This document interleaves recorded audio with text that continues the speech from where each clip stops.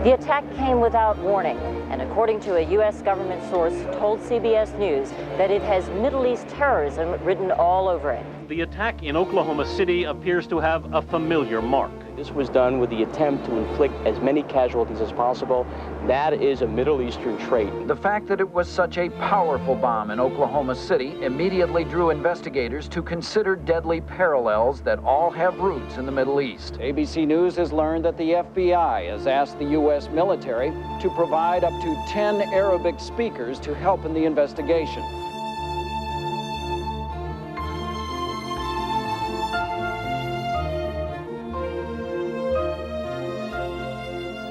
Orientalism tries to answer the question of why, when we think of the Middle East, for example, we have a preconceived notion of what kind of people live there, what they believe, how they act, even though we may never have been there or indeed even met anyone from there.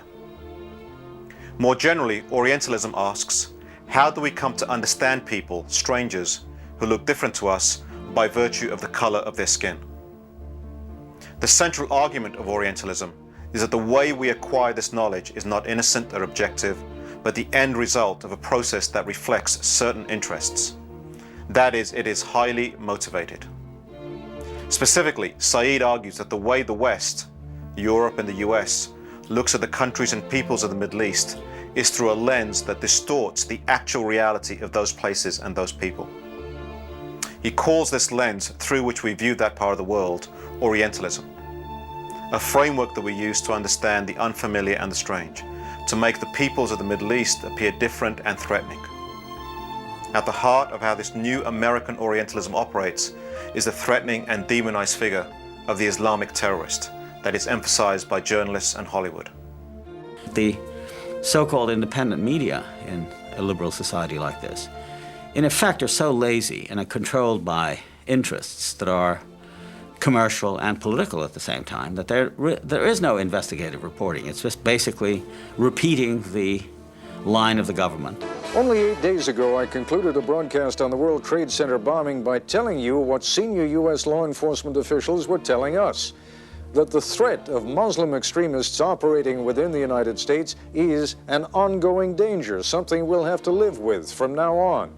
And repeating the lines of the people who have the most influence, for whom Islam is a useful foreign demon to turn attention away from the inequities and problems in our own society. So, as a result, the human side of the Islamic and especially Arabic world are rarely to be found. And the net result is this vacancy on the one hand, and these easy, almost automatic images of terror and violence. The situation in the popular media is basically that Muslims are really two things. One, they're villains of one sort, villains and fanatics. I will dispatch the American people to the hell they deserve. And B, many films end up with huge numbers of bodies, Muslim bodies, strewn all over the place, the result of Arnold Schwarzenegger or Demi Moore, Chuck Norris.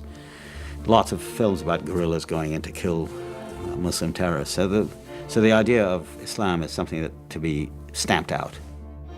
Now, Said recognizes that terrorism exists as a result of the violent political situation in the Middle East. But he argues that there is a lot more going on there that is misunderstood or not seen by the peoples of the West.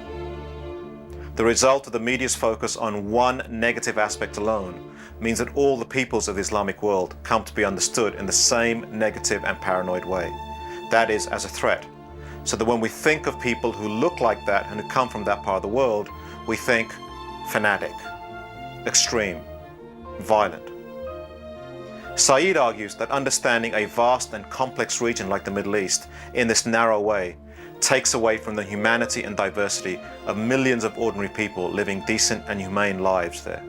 It's easy to attract attention, and certainly the media's attention, for some of the political reasons that are obvious. I mean, to discredit the Arabs, to make them seem like a threat to the West, to keep the idea around at the end of the Cold War that, you know, there are foreign devils. Otherwise, what are we doing with this gigantic military? And the result is It's very hard to find works that are sympathetic to the Arabs in Islam. Islam is seen as the enemy of Christianity, and the United States sees itself as a Christian or Judeo-Christian country in affiliation with Israel, and that Islam is the great enemy, the competitor. There's a history of that. The challenge now is the challenge. I wouldn't call it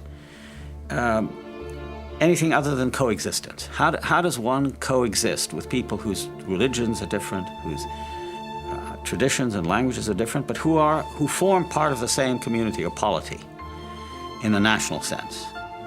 How do we accept difference without violence and hostility? And it's that attitude, I think, that we need.